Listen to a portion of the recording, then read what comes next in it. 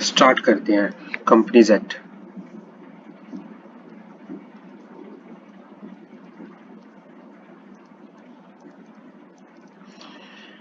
Companies act के अंदर हम चैप्टर नंबर 1 कर रहे थे, जिसमें हमने एक पोर्शन कंप्लीट कर लिया था। डॉक्ट्राइन्स के बारे में बात कर ली थी। आज नया पोर्शन शुरू करेंगे। उस पोर्शन का नाम है की definitions under the companies act. Under the companies act and MCA 21।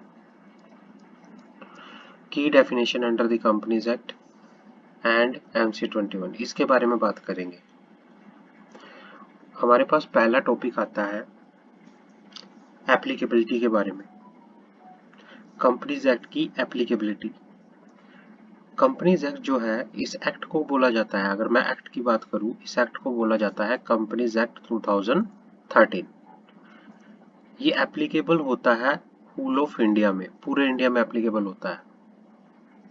The government has vested with the power to enforce different provision of the act at different point of time, and it is not mandatory to enforce the entire bill in totality at a one point of time। ये point यहाँ पे क्या कहना चाह रहा है कि जब कंपनीज एक्ट आया था तो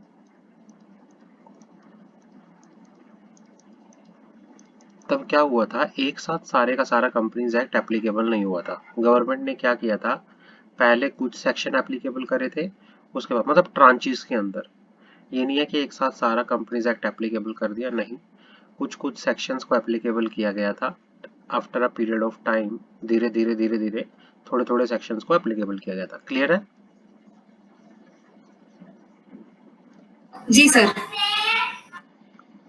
और जो कंपनीज एक्ट है, कौन कौन सी कंपनी के ऊपर अप्लाई होता है? The provision of this act apply to company incorporated under the companies act 2030, या किसी पुराने कंपनीज एक्ट में अगर कोई कंपनी इनकॉर्पोरेट हुई है तो पहला किस पे एप्लीकेबल होता है? कंपनी पे जो कि इनकॉर्पोरेट हुई है किसमें? अंडर दी कंपनीज एक्ट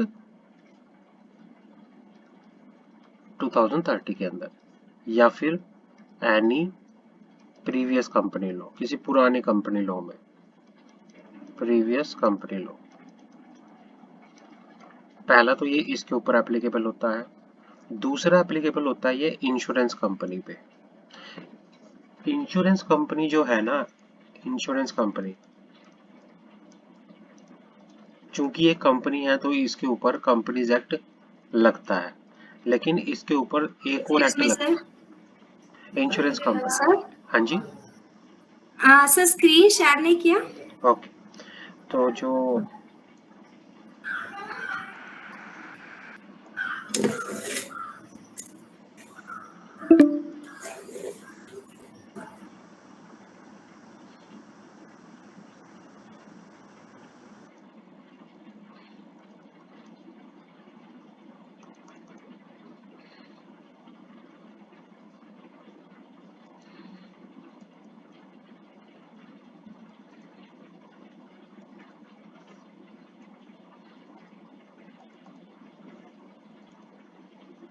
आप दिख रहे हैं? जी सर। पहला तो जो कंपनीज एक्ट है वो एप्लीकेबल होता है कंपनी के ऊपर, सारी कंपनी के ऊपर जो कंपनी इनकॉर्पोरेट हुई है अंडर दी कंपनीज एक्ट 2013 या फिर किसी पुराने कंपनी लॉ में। दूसरा ये एप्लीकेबल होता है इंश्योरेंस कंपनी पे। क्योंकि इंश्योरेंस कंपनी भी एक कंपनी है तो इस पे भी कंपनीज एक्ट लगेगा, लेकिन इंश्योरेंस कंपनी के ऊपर दो एक्ट लगते हैं। एक तो लगता है companies act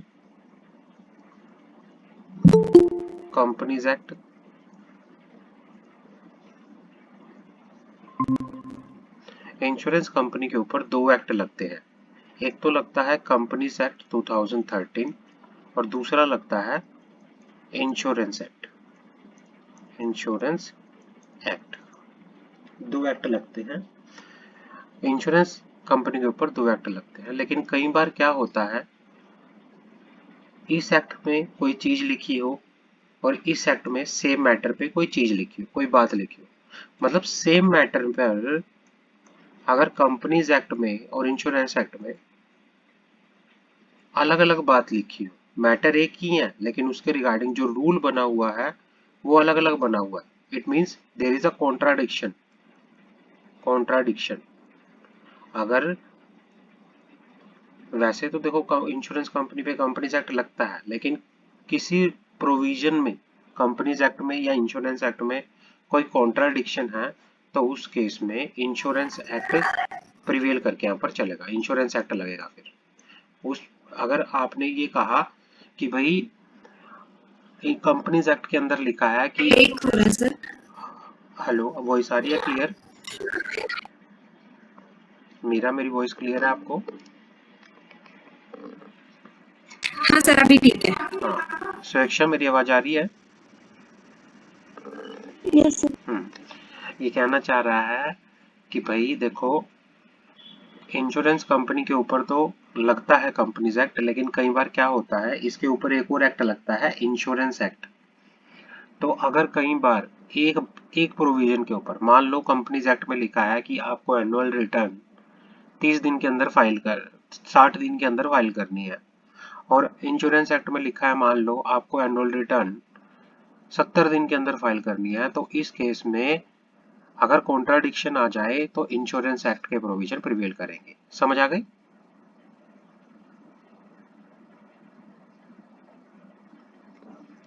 Point number B, insurance company except insofar the said provision are inconsistent with the provision of Insurance Act 1934। सिर्फ उन सिचुएशन को छोड़ के, वैसे तो इंश्योरेंस कंपनी भी रेगुलेट होती है, लेकिन जहां पर इंश्योरेंस एक्ट 1938 के प्रोविजन कॉन्ट्राडिक्ट कर रहे हैं कंपनीज एक्ट से, तो वहां पर इंश्योरेंस एक्ट लगेगा या फिर IRDA एक्ट लग के यहाँ पर चलेगा। क्लियर है? समझ आई? तीसरा, जी sir. Banking company. Banking company banking company पे भी कंपनीज एक्ट लगता है, लेकिन बैंकिंग कंपनी पे दो एक्ट लग के यहाँ पर चलते हैं। एक तो है कंपनीज एक्ट 2013 और एक है हमारे पास banking regulation. Banking regulation banking company के ऊपर दो एक्ट लगते हैं, एक तो कंपनीज एक्ट लगता है, एक बैंकिंग रेगुलेशन लगता है। लेकिन अगर अगर दोनों एक्ट के बीच में किसी सेम मैटर पर कोई कॉन्ट्राडिक्शन है, मान लो कंपनीज एक्ट में और बैंकिंग रेगुलेशन के अंदर किसी सेम मैटर में कॉन्ट्राडिक्शन है, तो उस केस में बैंकिंग रेगुलेशन प्रिवेल करेगा, एप्लीकेबल होगा। Banking company except insofar as the said provisions are inconsistent with the provisions of Banking Regulation 1949। तीस आगे बढ़ते हैं। Company engage in the generation of supply of electricity. भाई कोई कंपनी जो किसमें है, सप्लाई ऑफ इलेक्ट्रिसिटी में है। कंपनी मतलब electricity company, electricity generation company, electricity generation company. इसके ऊपर भी दो एक्ट लगते हैं, कंपनीज एक्ट और इलेक्ट्रिसिटी एक्ट। इलेक्ट्रिसिटी एक्ट वैसे तो कंपनीज एक्ट लगेगा, लेकिन जहां पर कंपनीज एक्ट और इलेक्ट्रिसिटी एक्ट में कॉन्ट्राडिक्शन आ जाए, इनकंसिस्टेंसी आ जाए, तो वहां पे इलेक्ट्रिसिटी एक्ट लग के यहाँ पर चलेगा, क्योंकि ये सारी की सारी जो कंपनी है ये स्पेशल एक्ट के अंदर बनी है, स्पेशल एक्ट। तो उस केस में स्पेशल एक्ट के प्रोविजन प्रिवेल करेंगे। इंश्योरेंस कंपनी हो गई, बैंकिंग कंपनी हो गई, इलेक्ट्रिसिटी कंपनी हो गई, या कोई भी कंपनी जिसको गवर्न किया गया है अंडर द स्पेशल एक्ट, तो वो सारी की सारी क्या होंगी, स्पेशल एक्ट के अंदर गवर्न होगी। कंपनीज एक्ट के ऊपर स्पेशल एक्ट प्रिवेल करके चलेगा अगर कहीं पे भी कॉन्ट्राडिक्शन आई तो। समझ आ गई मेरी बात?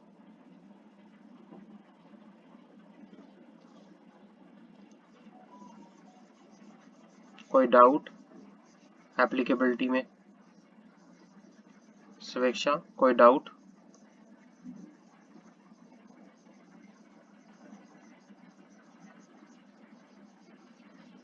मीरा, कोई डाउट?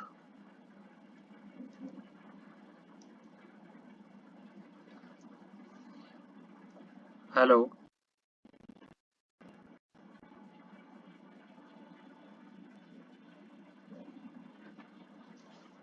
आगे बढ़ते हैं। हाँ, कोई डाउट स्वेच्छा? अच्छा, समझ आ गया एप्लीकेबिलिटी का, कंपनीज एक्ट की किस किस पे लगता है? हम्म, भाई कंपनीज एक्ट की जो एप्लीकेबिलिटी है, पहले तो वो हर कंपनी पे लगता है जो कंपनीज एक्ट के अंदर इनकॉर्पोरेट हुई है, जो इनकॉर्पोरेट हुई हैं कंपनी एक्ट के अंदर। दूसरा ये लगता है इंश्योरेंस कंपनी पे, बट वहां तक लगेगा अगर इंश्योरेंस एक्ट में और कंपनीज एक्ट में कॉन्ट्राडिक्शन आ जाए तो कौन सा एक्ट प्रिवेल करेगा बताओगे? अगर इंश्योरेंस एक्ट के अंदर या कंपनीज एक्ट के अंदर कॉन्ट्राडिक्शन आ जाए, मतभेद आ जाए, तो कौन सा एक्ट प्रिवेल करेगा बताओगे? बताओ। अगर इंश्योरेंस एक्ट में और कंपनीज एक्ट के अंदर मतभेद आ जाए, कॉन्ट्राडिक्शन आ जाए, तो कौन सा एक्ट प्रिवेल करेगा? कौन सा एक्ट लग के चलेगा? स्वेच्छा? क्या कह रहे हो? सर पता नहीं, मैंने ऊपर की ज्वाइन नहीं की थी। मैं तभी पूछ रहा हूँ कि समझ आया है तो बोलो, नहीं तो दोबारा पूछ सकते हो। भाई जो कंपनीज एक्ट, जो कंपनीज एक्ट है, देखो एप्लीकेबिलिटी ऑफ कंपनीज एक्ट की मैं बात करूँ, applicability of companies act, applicability की अगर मैं बात करूँ, पहला कंपनीज एक्ट जो है सारी कंपनी के ऊपर लग के चलता है, कंपनीज जो कंपनीज एक्ट के अंदर इनकॉर्पोरेट हुई है। पहला समझ आ गया पॉइंट? जो कंपनीज एक्ट के अंदर बनी है या किसी पुराने कंपनीज एक्ट के अंदर बनी है, प्रीवियस कंपनी लॉ, ये समझ आ गया? दूसरा ये एप्लीकेबल होता है इंश्योरेंस कंपनी पे, इंश्योरेंस कंपनी पे, बट इंश्योरेंस कंपनी के ऊपर दो लॉ लगते हैं, एक तो लगता है कंपनी लॉ, दूसरा लगता है दूसरा लगता है इंश्योरेंस एक्ट, इंश्योरेंस एक्ट। पर कई बार क्या होता है, किसी एक चीज को लेके दोनों एक्ट के ऊपर मतभेद आ सकता है, मतलब इसमें एक चीज के ऊपर लेके कुछ और बात लिखी है और इसमें इंश्योरेंस एक्ट में कोई और बात लिखी है, तो दोनों एक्ट में जब मतभेद आ जाए, कॉन्ट्राडिक्शन आ जाए, तब इंश्योरेंस एक्ट प्रिवेल करेगा, इंश्योरेंस एक्ट एप्लीकेबल होगा। समझ आ गई? इंश्योरेंस कंपनी के केस में अगर वैसे कौन से एक्ट लगते हैं, दो, कंपनी लॉ और इंश्योरेंस एक्ट। अगर किसी एक चीज के ऊपर कंपनी लॉ कुछ और बोल रहा है, इंश्योरेंस एक्ट कुछ और बोल रहा है, दोनों में मतभेद है, तो कौन सा एक्ट लगेगा फिर बताओगे? हाँ, तीसरा है बैंकिंग, बैंकिंग कंपनी, सेम चीज बैंकिंग कंपनी के ऊपर है, बैंकिंग कंपनी में भी दो लॉ एप्लीकेबल होते हैं, कंपनी लॉ और बैंकिंग रेगुलेशन। अगर कंपनी लॉ और बैंकिंग रेगुलेशन में कोई मतभेद आ जाए एक चीज के ऊपर, तो कौन सा लॉ लगेगा बताओगे? बैंकिंग, बैंकिंग लगेगा, क्योंकि ये कंपनी जो है स्पेशल एक्ट के अंदर बनी हुई है, क्योंकि इनके नाम के आगे ये इंश्योरेंस है, ये बैंकिंग है। ऐसे ही इलेक्ट्रिसिटी कंपनी है, अगर इलेक्ट्रिसिटी कंपनी या कंपनी लॉ में मतभेद आ जाए तो कौन सा एक्ट लगेगा? इलेक्ट्रिसिटी। तो ऐसे ही और भी कंपनी होती हैं जो स्पेशल एक्ट के अंदर बनती हैं, जो स्पेशल एक्ट के अंदर प्रिवेल करती हैं, उन कंपनी पे भी कंपनी एक्ट लगता है, लेकिन जहां पर स्पेशल एक्ट के स्पेशल एक्ट में और कंपनी लॉ में किसी तरह से कॉन्ट्राडिक्शन आ जाए तो फिर कौन सा एक्ट लगेगा?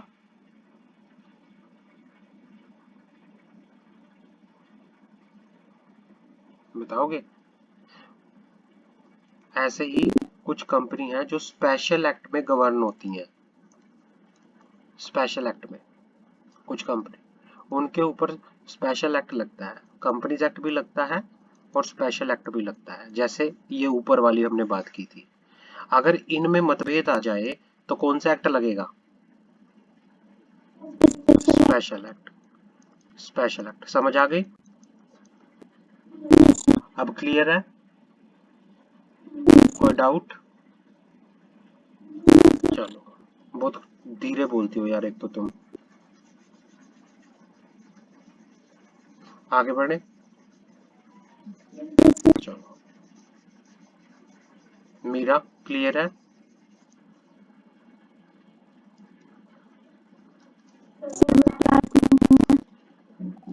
उसने स्किप कर रखा है क्या? अच्छा, आगे बढ़ते हैं। की definition under the companies act. Companies act की डेफिनेशन की बात करते हैं। पहली डेफिनेशन आती है कंपनी की, सेक्शन 2 क्लोज 20। सेक्शन 2 क्लोज 20 के अंदर डेफिनेशन दे रखी है किसकी? कंपनी की। यहाँ पे कंपनी का मतलब है, company means company incorporated. Incorporated का मीनिंग है रजिस्टर्ड। रजिस्टर्ड, इसका मतलब है company incorporated under this act. Under this act कौन सा? Companies act. कंपनीज एक्ट 2013 और under any previous company law. Company का मीनिंग है कि कोई भी कंपनी जो कंपनीज एक्ट 2013 के अंदर या किसी पुराने कंपनी लॉ के अंदर अगर इनकॉर्पोरेट हुई है, रजिस्टर हुई है, तो उसको क्या कहते हैं? कंपनी कहते हैं। समझ आ गई definition?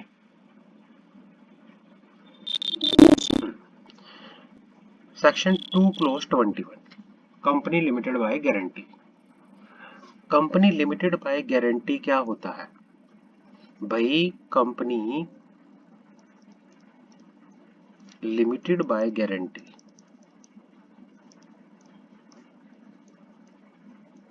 Guarantee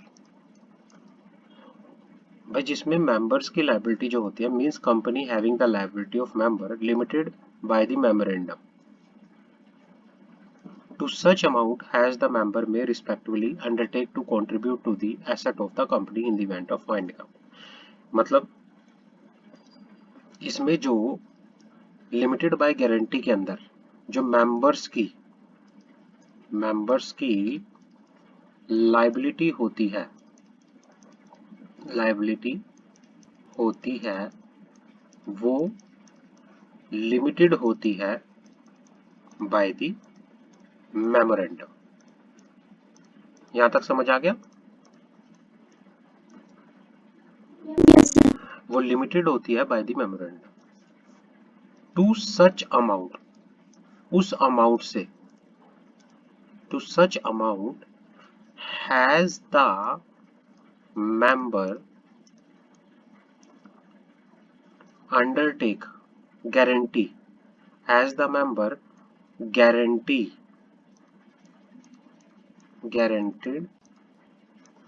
to contribute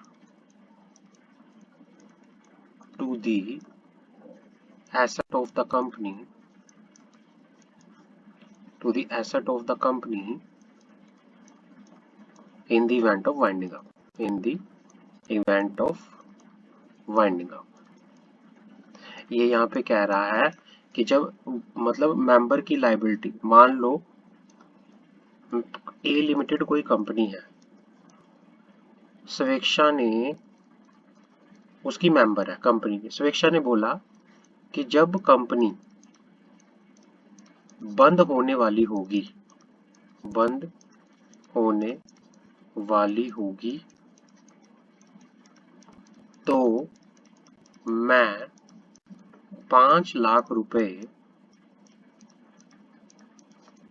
company के लोन को रिपे करने के लिए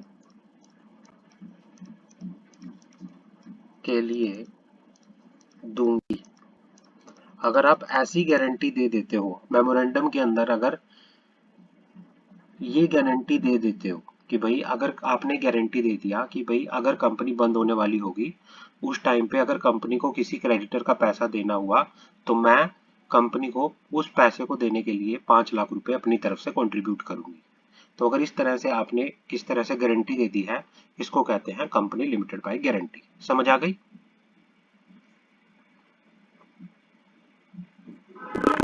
चलो आगे बढ़ते हैं। Company limited by shares. Company limited by shares क्या होता है?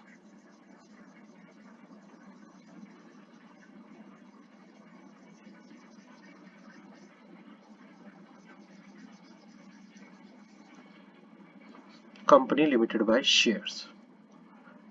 Company limited by shares means company having the liability of member limited by memorandum to the amount, if any, unpaid on the share respectively held by them. A limited कोई company थी, स्वेच्छा ने उस company के 100 रुपए का share purchase किया, पर अभी क्या किया, स्वेच्छा ने पूरे पैसे नहीं दिए, स्वेच्छा ने अभी 60 रुपए दे रखे हैं। तो कंपनी लिमिटेड बाय शेयर्स के केस में उसकी लायबिलिटी सिर्फ 40 रुपए तक की होगी। जितना उसको पे करना है अपने शेयर्स पे, उसकी लायबिलिटी सिर्फ अनपेड अमाउंट तक की होगी, जितना उसे पे करना है। कंपनी सिर्फ उतना ही पैसा मेंबर से ले सकती है, उससे ज्यादा पैसा नहीं ले सकती। Company limited by shares means a company having the liability of member limited by memorandum to the extent if unpaid on share respectively held by them. किसी भी अमाउंट कितने अमाउंट तक उसकी लायबिलिटी लिमिटेड होती है? अनपेड अमाउंट तक। Unpaid amount on share respectively held by them. Clear है?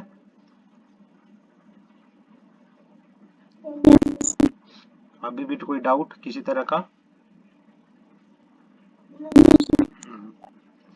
एक तो तुम ऐसे बोलती हो यार, मर के बोलती हो, बिल्कुल थोड़ा जोर होना चाहिए कि सर हाँ समझ आया, ठीक है ना?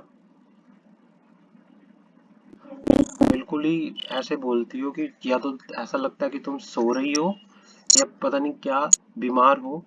बिल्कुल आराम से बोलते, एकदम से कॉन्फिडेंस होना चाहिए बोलने में कि सर समझ आ गया, ठीक है, अच्छी बात है।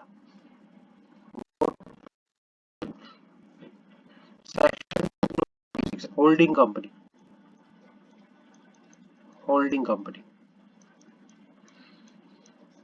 Holding company in relation to एक कंपनी है, ए लिमिटेड एक कंपनी है, ए लिमिटेड एक कंपनी है, वो किसी दूसरी कंपनी के ऊपर 50% से ज्यादा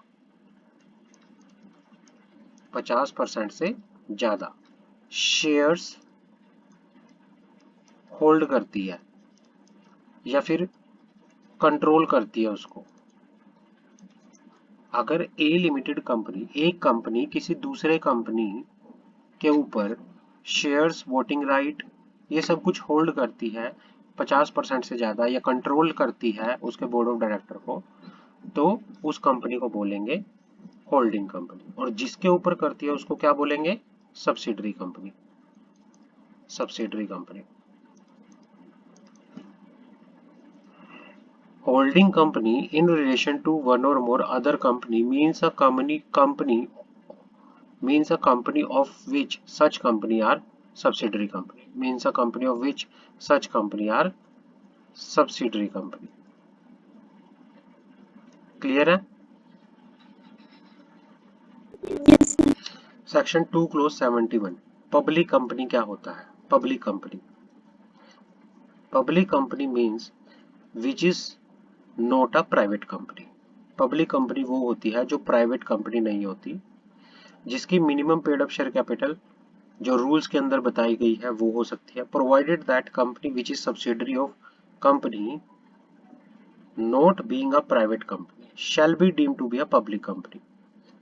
कि भाई कहना चाह रहा है यहाँ पर कि provided that a company which is a subsidiary of a company not being a private company shall be deemed to be a public company for the purpose of this act even where such subsidiary company continue to be a private company in its article। ये कहना चाह रहा है public company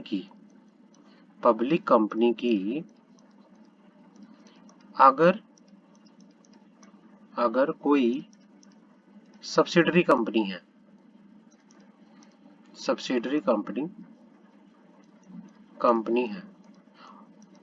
और subsidiary company एक private company है, जो subsidiary company थी वो क्या है, प्राइवेट कंपनी है, तो हम उस प्राइवेट कंपनी को भी क्या मानेंगे, पब्लिक कंपनी मानेंगे। पब्लिक कंपनी की सब्सिडरी को भी कौन सी कंपनी माना जाता है, पब्लिक कंपनी माना जाता है। और उसके ऊपर कंपनीज एक्ट के जो प्रोविजन पब्लिक कंपनी पे लगते हैं सेम टू सेम प्रोविजन लगेंगे, बस उसका स्टेटस जो है आर्टिकल के अंदर वो प्राइवेट कंपनी रहेगी, लेकिन उस पे जो प्रोविजन लगेंगे कंपनीज एक्ट के वो सारे के सारे पब्लिक कंपनी वाले लगेंगे। समझ आ गई पब्लिक कंपनी की डेफिनेशन। पब्लिक कंपनी होता क्या है, पब्लिक कंपनी की अगर कोई सब्सिडरी है, प्राइवेट सब्सिडरी है, तो उसको क्या मानेंगे,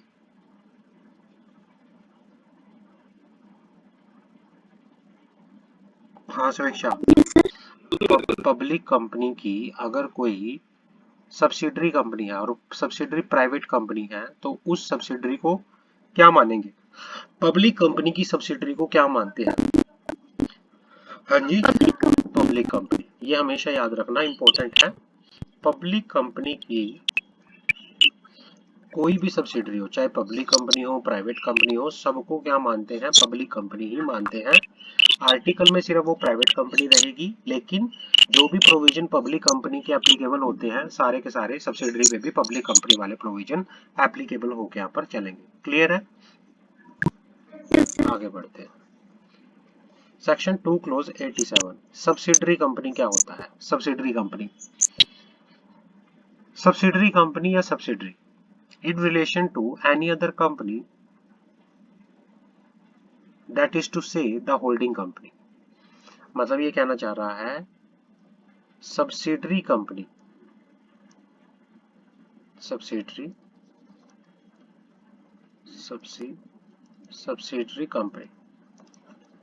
इन relation to any other company. मान लो कोई सब्सिडरी कंपनी है A limited, in relation to any other company, other company होगी बी लिमिटेड। अब बी लिमिटेड जो है वो क्या है, होल्डिंग कंपनी है। होल्डिंग कंपनी क्या करती है, कंट्रोल करती है किसको, बोर्ड ऑफ डायरेक्टर्स को, board of directors of A limited, control करती है board of director of A limited, exercise करती है मोर देन 1.5 50% से ज्यादा voting power either at its own together with one और मोर सब्सिडरी कंपनी, या तो वो खुद या अपनी किसी सब्सिडरी कंपनी के साथ ए लिमिटेड पे मोर देन 50% से ज्यादा 50%, मोर देन 50% वोटिंग पावर। अगर एक कंपनी दूसरी कंपनी के ऊपर कंट्रोल करती है बोर्ड ऑफ डायरेक्टर को और एक्सरसाइज करती है वोटिंग पावर 50% से ज्यादा, तो जो कंपनी करती है उसको क्या बोलते हैं, बताओगे, जो कंपनी कंट्रोल करती है उसको क्या बोलते हैं,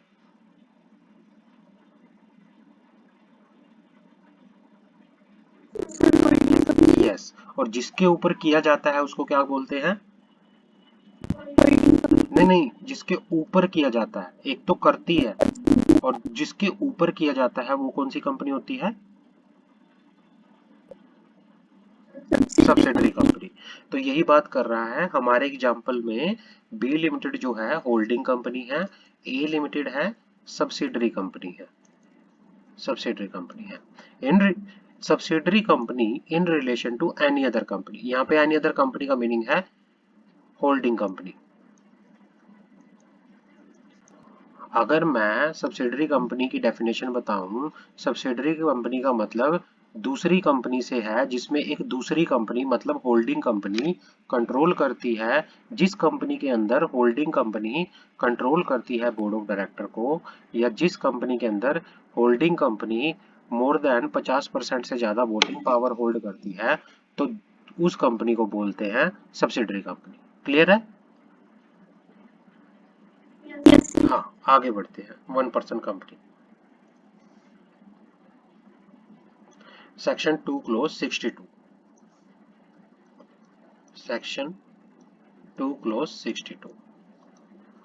1% कंपनी। 1% कंपनी क्या होता है? पहली बार जो 1% कंपनी का कंसेप्ट आया था वो कंपनीज एक्ट 2013 में आया था। पहली बार जो ये 1% कंपनी का कंसेप्ट आया था 2013 में आया था। 1% कंपनी का मतलब क्या होता है? 1% company means a company with only 1% as its member। 1% company वो होता है जिसका सिर्फ क्या होता है? एक ही मेंबर होता है। Only 1% has it is member। इसका सिर्फ एक पर्सन ही मेंबर होता है। समझ आ गई? Yes, sir. Private company, section 2 close 68। Private company क्या होती है? प्राइवेट कंपनी की डेफिनेशन को अच्छे से समझना क्या होता है। Section 2 close 68। Private company,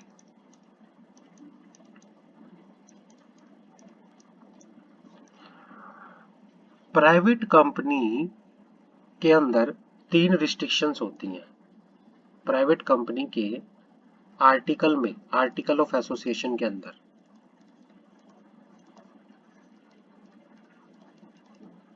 private company के आर्टिकल ऑफ एसोसिएशन के अंदर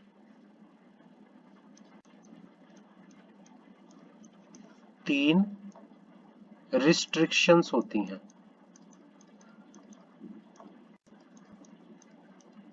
पाबंदियां। आर्टिकल, जो प्राइवेट कंपनी का आर्टिकल ऑफ एसोसिएशन है उसके आर्टिकल ऑफ एसोसिएशन के अंदर 3-4 तरह की पाबंदियां डली होती हैं और वो क्या है बात करते हैं। Private company means a company having minimum paid up share capital has may be prescribed and which by article। Private company का जो आर्टिकल है वो रिस्ट्रिक्ट करता है राइट टू ट्रांसफर शेयर्स। मतलब प्राइवेट कंपनी के मेंबर जो शेयर हैं वो फ्रीली ट्रांसफर नहीं कर सकते। फ्रीली ट्रांसफर नहीं कर सकते। पहली रिस्ट्रिक्शन का पता चल गया। Yes, sir. दूसरा, except in case of 1% company limit the number of member to 200। मतलब जो प्राइवेट कंपनी के अंदर मैक्सिमम नंबर ऑफ मेंबर होते हैं वो कितने होते हैं? 200। 200 से ज्यादा नहीं होने चाहिए। प्राइवेट कंपनी में क्या होता है? पहला जो होता है, शेयर्स जो हैं वो फ्रीली ट्रांसफरेबल नहीं होते, नहीं होते। Restrict the right to transfer the shares. दूसरा, मैक्सिमम नंबर ऑफ मेंबर कितने होते हैं? मैक्सिमम नंबर ऑफ मेंबर 200, 200 है ना, 200। ये हो गया। प्रोवाइड फर्दर दैट person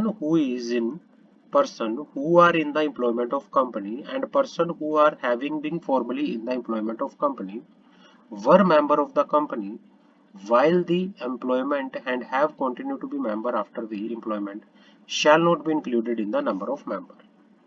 जब हम ये मैक्सिमम नंबर ऑफ मेंबर की काउंटिंग करेंगे तो इसके अंदर हम उस पर्सन को नहीं लेके चलेंगे जो कौन था? जो कंपनी की एम्प्लॉयमेंट में है या पहले कंपनी की एम्प्लॉयमेंट में था अब नहीं है बट वो मेंबर है, तो उन वाले मेंबर्स को 200 वाली लिस्ट में काउंट नहीं किया जाएगा। और ना ही पब्लिक प्राइवेट कंपनी क्या कर सकती, कोई इनविटेशन नहीं दे सकती पब्लिक में। एक प्राइवेट कंपनी कोई इनविटेशन नहीं दे सकती, इनविटेशन नहीं दे सकती किस चीज के लिए, for subscribe their security, subscribe their security. अपने शेयर्स को इशू करने के लिए कोई इनविटेशन नहीं दे सकती। तो प्राइवेट कंपनी के अंदर 3 रिस्ट्रिक्शंस होती हैं आर्टिकल में। अगर आप किसी को प्राइवेट कंपनी बनानी है तो प्राइवेट कंपनी के अंदर जो मैक्सिमम नंबर ऑफ मेंबर कितने होते हैं, 200, और मिनिमम नंबर ऑफ मेंबर जो होते हैं वो 2 होते हैं। और जो शेयर्स हैं वो रिस्ट्रिक्शन होती है, मतलब ट्रांसफर नहीं हो सकते, रिस्ट्रिक्ट करता है आर्टिकल मेंबर्स के राइट को टू ट्रांसफर द शेयर्स। और ना ही प्राइवेट कंपनी कोई पब्लिक इशू लेके आ सकती, पब्लिक इशू ऑफ सिक्योरिटी लेके यहाँ पर आ सकती। समझ आ गई? हाँ, डाउट है कोई? चलो आगे बढ़ते हैं। स्मॉल कंपनी, छोटी कंपनी किसे कहते हैं, छोटी company, small company. Section 2 close 85, small company.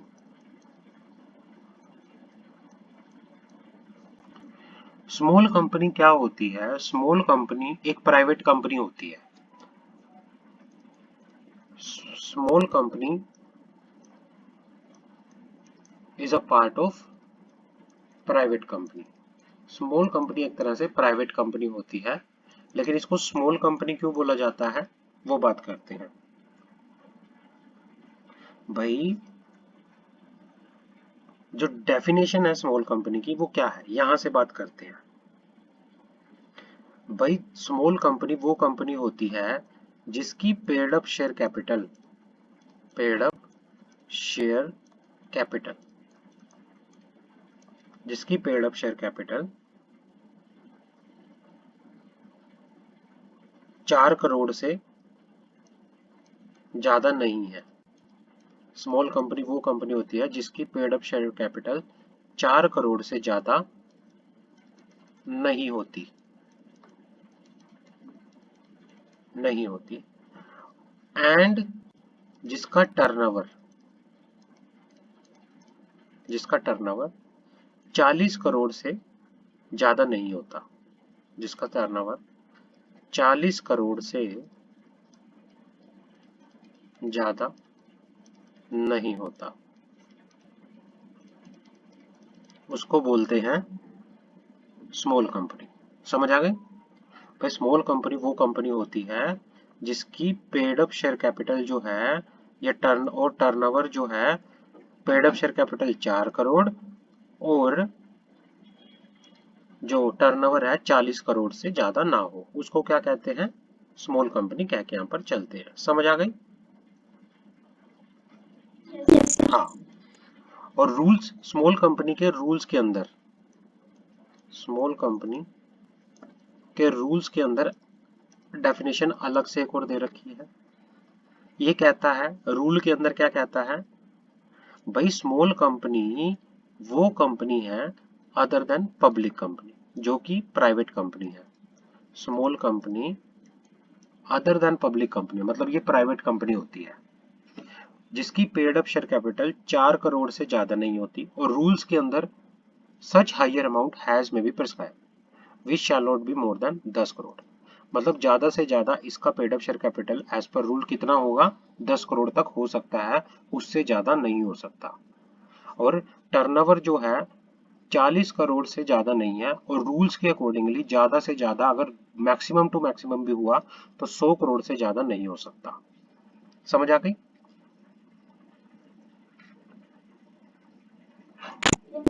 हाँ। भाई वैसे तो ये कहता है कि भाई जिसका टर्नओवर 4 करोड़ से ज्यादा ना हो, लेकिन मैक्सिमम टू मैक्सिमम में मैं बात करूं, ज्यादा से ज्यादा 100 करोड़, 10 करोड़ से ज्यादा नहीं हो सकता है जिसका पेड अप शेयर कैपिटल, और टर्नओवर जिसका 40 करोड़ से ज्यादा ना हो, और मैं मैक्सिमम टू मैक्सिमम बात करूं 100 करोड़ से ज्यादा नहीं हो सकता, इससे ज्यादा नहीं हो सकता। लेकिन जो ये स्मॉल कंपनी वाली डेफिनेशन है, ये किस पे एप्लीकेबल नहीं होती? स्मॉल कंपनी वाली डेफिनेशन किसी होल्डिंग कंपनी पे या सब्सिडरी कंपनी पे, या किसी सेक्शन 8 कंपनी पे, या फिर कोई कंपनी जो स्पेशल एक्ट के अंदर बनी है, जैसे banking company, insurance company, electricity company, कोई भी कंपनी जो स्पेशल एक्ट के अंदर बनी है, उनके ऊपर स्मॉल कंपनी की डेफिनेशन एप्लीकेबल होके यहाँ पर नहीं चलती। क्लियर है? Yes sir. हम्म। यहाँ तक करें या इससे आगे भी बढ़े?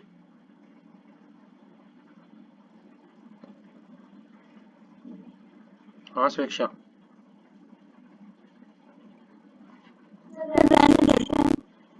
चलो ठीक है, अगली क्लास में हम इसको फिनिश कर देंगे, ठीक है ना?